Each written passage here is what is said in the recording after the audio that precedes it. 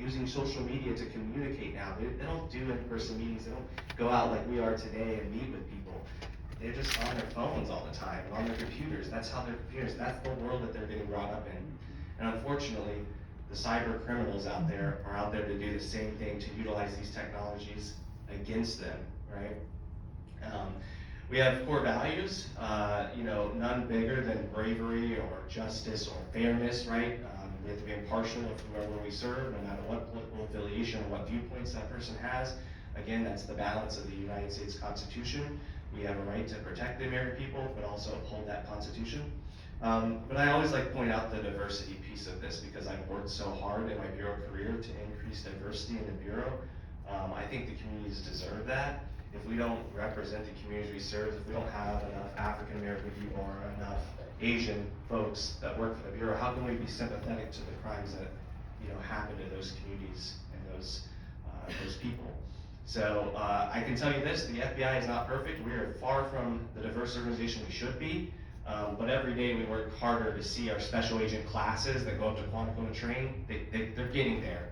Okay, we're seeing them become more diverse, and I think that's in part for some of the outreach efforts that we're doing. I know Ms. Garner is aware of the huge effort that we're doing at the Thune-Cookman University and the other universities around the country to really tell people that, hey, you can do this too. You can be in the FBI, right? Next slide is a video. We can skip that video though. So we'll go to slide 7 or 6, I think we're on. So where's the FBI located? All across the nation in all 56 states. So what you see here is that 51 states, including Samoa and Puerto Rico, 56 field offices, and you can see every color on this map represents a different field office's territory. It's kind of hard to see, but there are a lot of little dots on there. All those dots are the satellite offices. The FBI has over 350 satellite offices. We call them resident agencies, but essentially they're just offices that could, located in different cities across America that rapidly respond to crime as it occurs. So for instance, the one here in Daytona Beach, the satellite office is right off of Seabreeze.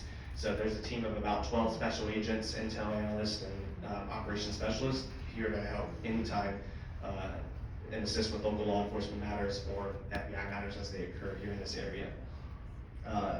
In case you're unaware, Daytona Beach is actually the top crime in Daytona Beach for the federal standpoint is gangs and drugs. A lot of drug trafficking coming through Daytona, the I-95 corridor, all the way up from Miami, stretching all the way up. This seems to be a good stopping point for it. So it's one of the #1 priorities that the FBI is working here. Next slide. International presence. The FBI has an international presence. We have over 60 offices located all across the world. I'm trying to get to that Canberra, Australia office. I think Australia would just be an amazing place to live. And who wouldn't want to see kangaroos and stuff?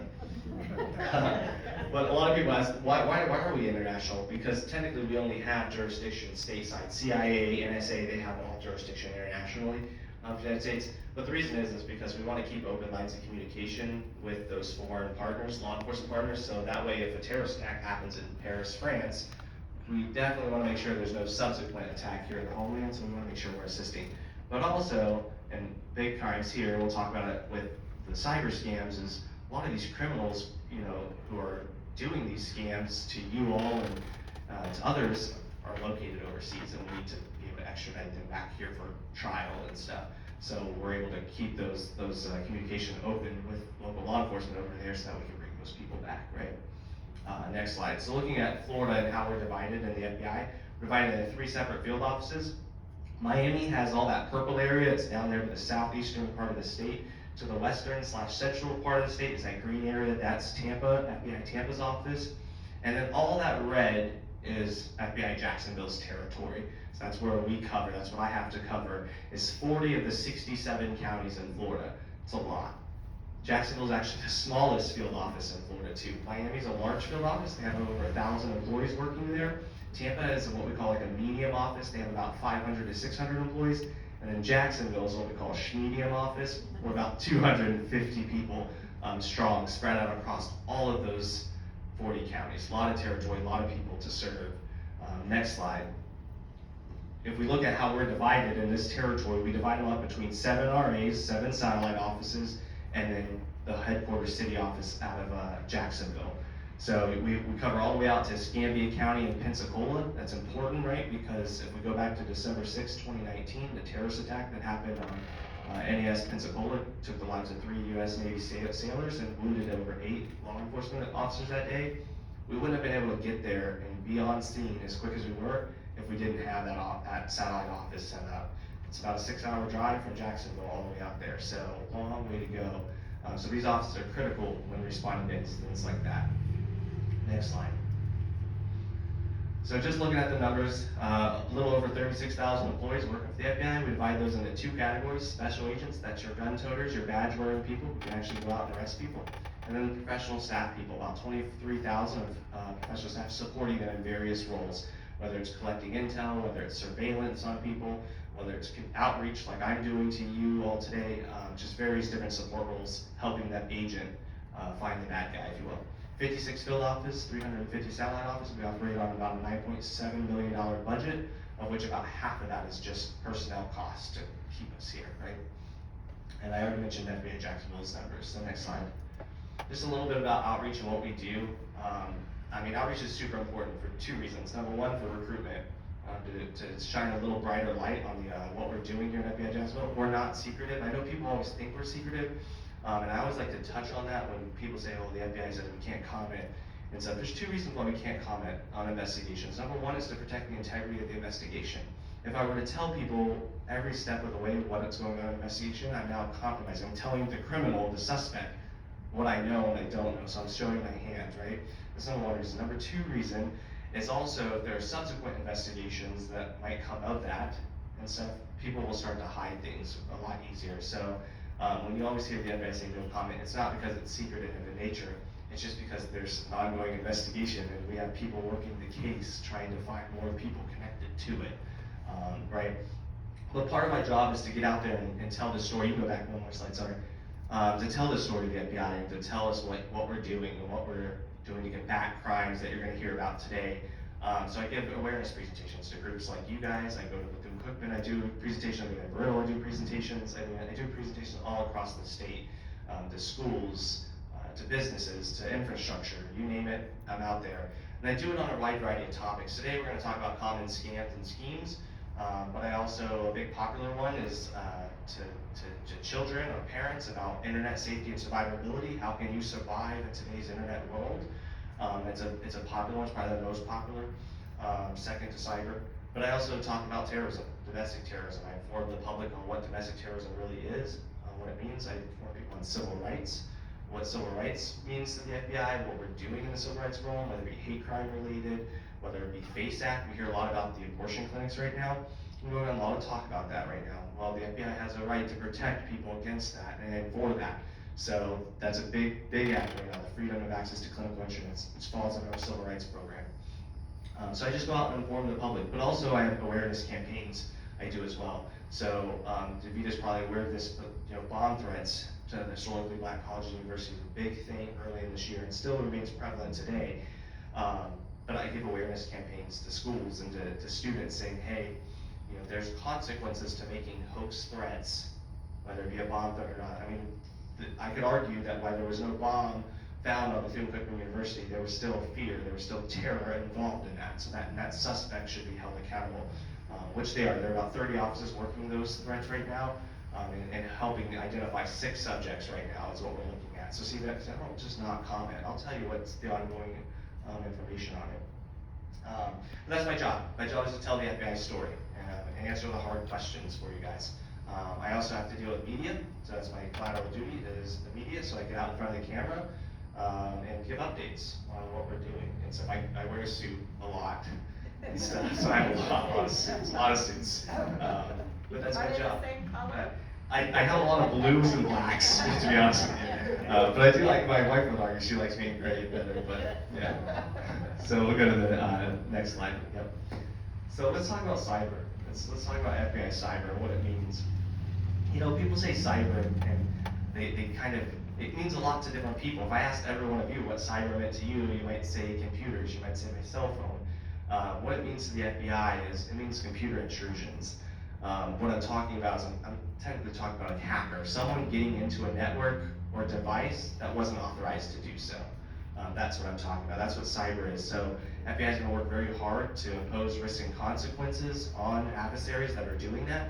And what does that look like, Josh? Well, like that looks like a lot of different things. But number one, it could be an arrest. I could arrest you if you do it. But number two, it also means that, you know, if you're, let's say, China and you've just hacked our election system, well, I'm going to impose risks and consequences on that person by travel bans or sanctions on them, right? All of that stems from FBI investigations, and that's what we're talking about when we do that. We look at the current threat landscape.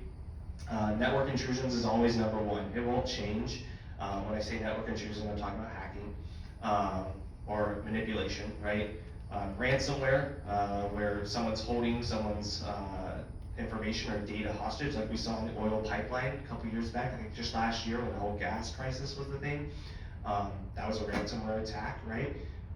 Where Russia stole data from that organization, that infrastructure, and held it for ransom and said, if you don't pay us, then we're not going to give you your data back. And it shut down the whole southeastern United States oil pipeline, right? Huge component.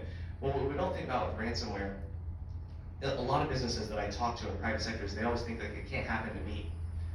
I'm just a local hospital, Halifax Health, like no one's gonna wanna hack me, right? Well, what happens if they do? What happens if they were to hold all of your records, right? You wouldn't be able to receive care. Someone wouldn't be able to have up-to-date medications because they can't access the information. So, while we always think like, oh, I'm not an oil pipeline, or I'm not a big business with huge data, you are. There's value in data these days. The next one we're going to talk about today, business email compromise. It's just a huge topic that can affect you guys, so we'll talk about that one later. SIM swapping, go one slide back, sorry.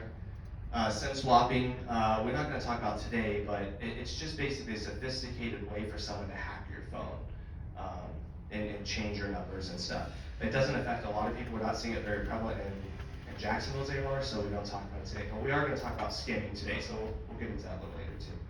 So I just want to give you like a little numbers game here. So next slide, yeah.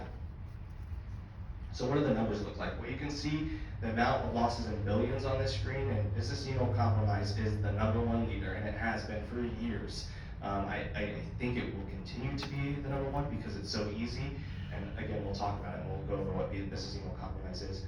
But you also see like investment fraud up there, romance schemes is very high up on that list. And then we talk about the different, I would say more prevalent ones and less prevalent ones like credit card fraud or identity theft, right? Still major components. But all of these stats are great and they kind of show you the scope of what the threat is doing. But what it's also doing though is it just kind of shows you that, hey, people are losing a lot of money over this, and the FBI can't recover all the assets from it. So it's kind of important. Hopefully, you take something away that you're able to be a little bit smarter and safer online or in the world of cyber. So next slide. So what are the responsibilities of cyber? So I kind of touched on it earlier, but the FBI has an investigative response to cyber incidences. So when someone goes out there and they get hacked, the FBI has no proactive approach into this, which kind of shocks a lot of people and it kind of scares people. It's like, why aren't you looking at it? Why aren't you trying to stop the next cyber attack? Well, because at the FBI we kind of stay in our lane.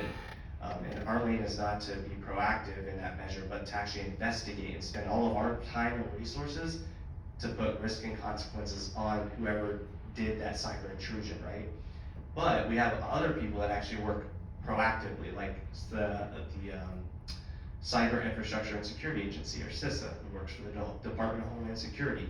They have a proactive approach to cyber. So their job is to go out there and do vulnerability scans of systems and assets for companies and to prevent the cyber attack from happening. Then you have your DoD and your NSA components who have what we call an offense. They're going out and actually trying to do these same techniques on Russia and on China and on other different foreign adversaries that are out there. They're the offense, right? So defense, CISA, FBI, offense, DoD, NSA. That's kind of how we work it. Next slide. So what does the threat look like? Well, it starts with hacking, right? That's the lowest of the lowest attack. It's very common. Everyone's doing it these days, and we're going to work hard to prevent it, right, with our partners. Then you get like to the crime and the insider threat issue where someone's actually trying to, usually with hacking, someone's just trying to prove that they could do something. there usually is no money or monetary value instilled in that. It might be college students saying, hey, look, I just hacked, Facebook or something. They're just doing it to prove that they could do it. But when you talk about crime or insider threat, they're doing it for a monetary value. They want something out of it.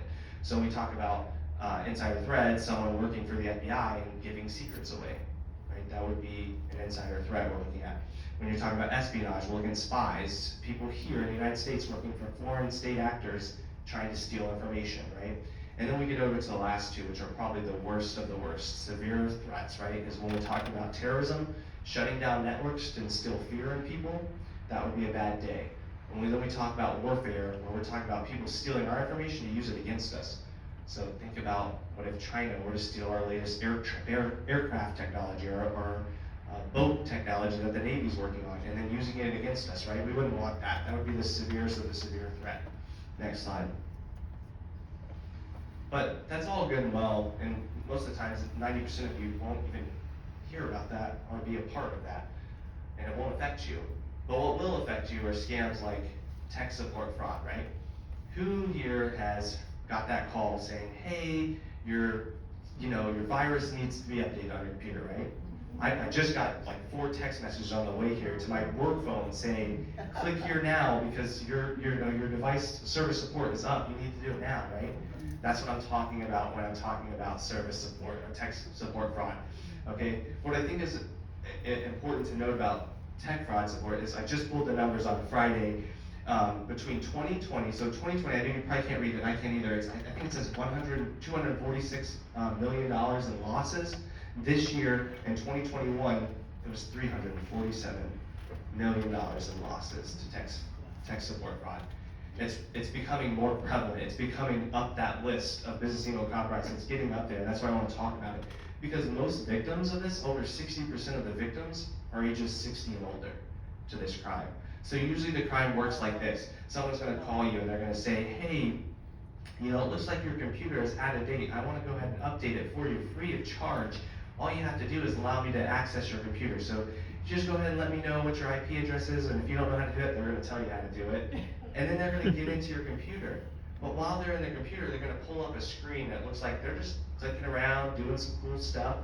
But in the background, there are multiple people working just to steal everything you have, right? Because how many of us just, you get online and maybe you just have to click one button and enter like a PIN for your bank account?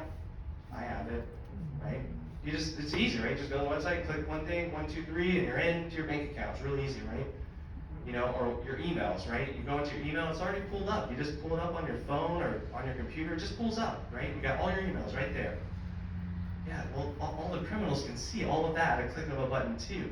So now everything that you have just logged in easily to, they just logged in easily in a matter of minutes, right? And we don't think about that, but and when we talk cyber, we're always talking about security and convenience. Which one's more important? Do we want to be convenient, just do that one-click log on, or do we want security and have to go through 2-factor authentication where I have to log into an account, it sends a code to my cell phone, I have to type that code in? A lot of us hate to do that because it takes time, it takes effort to do that, right? But if we don't enable those systems, these things can happen very, very easily. Next slide. So, say again? Oh, okay. Let's talk about business email compromise. The #1 loss in billions of dollars to companies, to individuals. It doesn't matter. This one affects everybody, right? So it works like this. Someone identifies an organization or a person. It doesn't matter. And then they try to find out a little bit more about you. So if you have a social media account background, they're going to look things up on you. Maybe you posted a picture of you going to Starbucks this morning on the way, or maybe you're going to go out to lunch later and you're going to post a picture of where you're out to lunch, right? Or maybe you posted your status that you were going to church this morning, right? Well, now that criminal knows that. That criminal knows you go to church here. So now when they email you, an email them to say, hey, this came from the United Presbyterian Church. We're just wanting you to go ahead and click this link and go ahead and update that your contact information so we can get a hold of you, right? And you're going to click that link, thinking it's a legit email. Like, that seems like something that might happen. It might be updating contact records. And when you click that link, you've now just instilled a virus or a malware onto your device, whether it's a phone, a computer, doesn't matter. And then now, at a later date and time, that malware will become activated in your phone to steal your information or to steal your money. It's gonna wait till you click on your bank account app that you didn't authorize two-factor authentication, you're gonna click on it, and it's gonna monitor your keystrokes. And now it knows your password.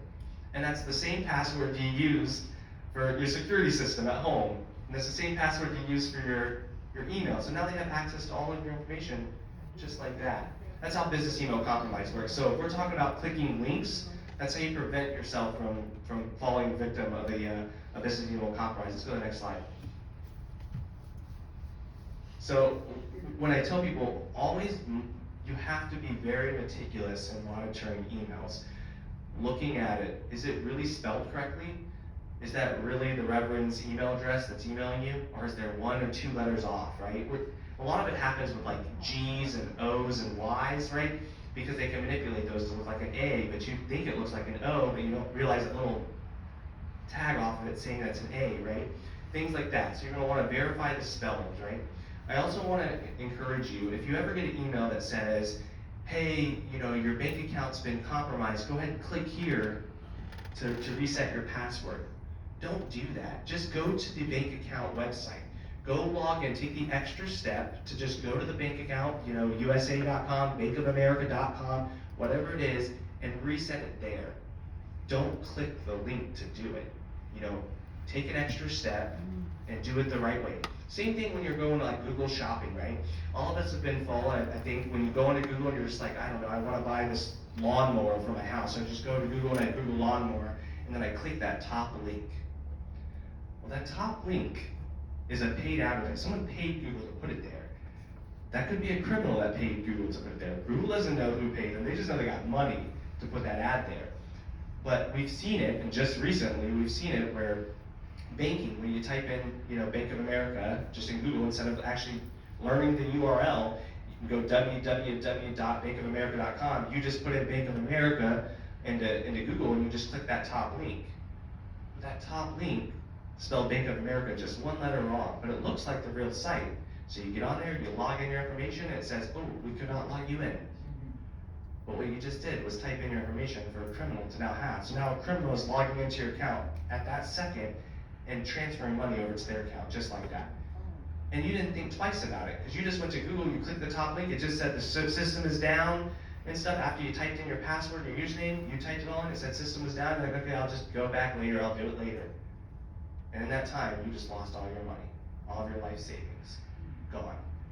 I don't do that to scare you, I just do it to inform you. Be smart. Just go to the app, use two-factor authentications, check grammar, spelling of emails, of banks, of URLs, because these are how criminals are taking advantage of you, right? And then I think the last one, if you're going to do anything by voice, over the phone, if you're going to call someone to transfer money or to do business, always verify the number that you are calling is a registered number with that business, that bank, whatever it is. So if you're going to call Bank of America and make a transaction, you got to make sure that number is linked to Bank of America. It's got to be everywhere. It's got to be on the website, it's got to be on the app, it's got to be everywhere that you're using it. Because if you're not, I'm telling you, you're just giving your money to somebody else, right? So next slide. Skimming. Skimming is a big one. It's becoming more prevalent in the Daytona Beach area too. Again, not trying to scare you, I just want to inform you. But skimming, when I'm talking about skimming is I'm talking about you putting your credit card or debit card into a machine and someone stealing your information off of it. So they can happen in point of sale systems. So if you're at an ATM, people can put devices on that ATM, so you pull out your money, but you've just, again, given them all your bank account information by putting it there. So how do you avoid that? Well, you inspect the machine. If you're going out, to the bowling alley and they have an ATM machine, maybe just kind of look around it, right? See if there are any wires hanging off of it. If there are any wires that just aren't just the plug-in button, well, that's probably a red flag that ATM might be hacked, right? You don't want to put your credit card into that ATM. Kind of tug on the machine, the little card. When you stick your card, maybe tug on it a little bit. See if something pops off, because a lot of times they're just devices you just pop right on there, and then it's just a camera inside that device. So when they do it, takes a picture of it, has a magnetic strip, steals all your information. Same thing at gas pumps. It's very popular at gas pumps because a lot of times people go to the gas pump, they just slide their card in, and boom, there you go, right? Are Yes, they ma'am. able to do that on the ATM Yeah, absolutely they're able to. And no ATM is falls short of being a victim of this crime. They could easily manipulate any machine. Same thing, if you think that, the ATM is flat, and you're sticking your card into a flat thing, they can still stick a device right on that looks just like it. And that's what we're seeing. We're seeing it more on gas pumps. It's really easy to do on gas pumps because a lot of them have those bulky card sliders in it, so you can easily just pop something over that. So just tug on it a little bit when you're at the gas pump next. But also, a way to avoid it is, I would say, if the tap to pay option is the safest method to pay, cash or the tap to pay method. So if you have Apple Pay or Google Pay or Samsung Pay, whatever it is, link your credit card information to that, because that's the easiest and most safest way to pay for things nowadays. Not everywhere takes it, it's still new, right? So not every gas station is going to have it, but it is the safest way. If not, I would definitely encourage you, make sure you tug, make sure you don't see any loose wires around before using a machine, because people are out there trying to steal your credit card information. Let's do the next slide. And then elder fraud. I'm going to talk about this one. I hope we can play the video after this one, because this one is affecting everybody, and even affected the retired director of the FBI and CIA, Director Webster. We're gonna hear a story here soon. But a lot of times, with every one of these crimes, whether we talk about tech fraud, whether we talk about business email compromise, or whether we talk about elder fraud, these criminals are going to want you to act fast. They don't want you to verify information. They don't want you to call your friend and say, hey, is this right? They want you to do it right now, because if you don't right now, you're going to lose out on the deal, or you're going to, miss a deadline or something, right? So when we see business email compromise affect businesses, usually that email comes at 4:30 on a Friday when people just want to leave, so they just quickly send money over so they can get out of the office, right? Same thing with elder fraud. They're going to contact you, when they think you got it, no one's around, and they got to get you right now, right? So usually it starts out with someone saying, hey grandma, hey grandpa, I just went to Mexico and I'm in jail and I need $50,000 to get me out of jail. And you feel bad because you're like, oh man, Jimmy, he's in jail. Like, I gotta get him out. I gotta get him back here. He's in Mexico. It's COVID right now. That's terrible. I gotta get him out. And so you just send the money over. But you didn't call your daughter or your son and say, hey, is Jimmy in Mexico? No, Jimmy's not in Mexico. He's right here. But you already sent all the money, right? But that criminal didn't give you time to verify. You didn't have time to call the local authorities and say, hey, Daytona Beach Police Department, do you have Jimmy? Is he there? Is he in jail? So that's how they take advantage of elder people, right? Is they want you to act quick. They want you to usually give a story because they know who your grandchild is. They know the name because it's all over social media. Jimmy posted a picture with you and said, hey, here's Nana Betty. She's right here with me today. And now they know your name. Now they know you're Jimmy's grandfather or grandpa, right? So they're stealing money from you easily. Yes, sir. But you don't need a computer. I needed checks, so I ordered it from Amazon. I got to book a check on your account, and I can write a check on your account. That's exactly how it works. That's exactly how it works. Do it now, right now. No need to have a computer. You just tell me your stuff, we'll get it over to you right away. That's exactly how it works. So how do you avoid it? Just resist the urge to act immediately. Hey, I'll call you back, no problem, Jimmy, spend another night in jail, I'll get back with you, we'll get you out tomorrow. Make some calls, find these things out, right? Make sure that the information you're being told is real, right? It goes without saying, check the story, check the story with family, friends, neighbors, your church members, see like, hey, have you ever seen this? Have you ever experienced this? Because chances are they probably have, and they probably did not fall victim to it, right? It was a crime. So the FBI, we can only do what's reported. So if you all, if the public doesn't report the crime to us, or doesn't report the scam to us, we don't know about it. So it's a big part of the presentation at the end. But tell the local authorities. Call me. My information's going to be up here. You take a picture of my information. Call me. Say, hey, Josh, this doesn't sound right. Is this right? Should I do this? And I'll look into it for you. Now I'll tell you right now, if I have an investigation going on, I won't be able to tell you yes or no. I'll just say, hey, yeah, maybe not answer that email. Maybe not answer that. Maybe not call that person back, is what I'll tell you. But still, I'm an asset to you, right? Call the Daytona Beach Police Department. Call, the Volusia County Sheriff's Office. Whoever it may be, verify that these things are real before even acting, right? And then you know, phone numbers, okay, we all know that, right? If we get a spam phone, we kind of know like that number, but they're getting better these days. They're getting, like, my phone number is still registered at a Lakeland area code, it's 863, and like, I get 863 numbers calling me, I was like, did one of my old friends change their numbers? And I resist the urge to answer that phone call, because normally it's, my car warranty's up again. I tell you what, my car warranty's been up a lot, okay, it's a new Jeep. But, you know, those are things though, that you just resist the urge to answer phone numbers that you don't know. They'll leave a voicemail, I promise you, if they want to get hold of you, they'll leave a voicemail, and you can call them back.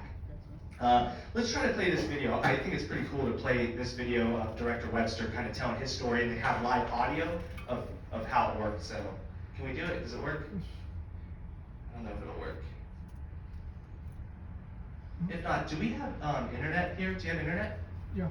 Can you go to FBI, www.fbi.gov? I normally wouldn't play this video, but I can talk about how these things happen, but then I can play a video and show you how it happens, and it's pretty impactful.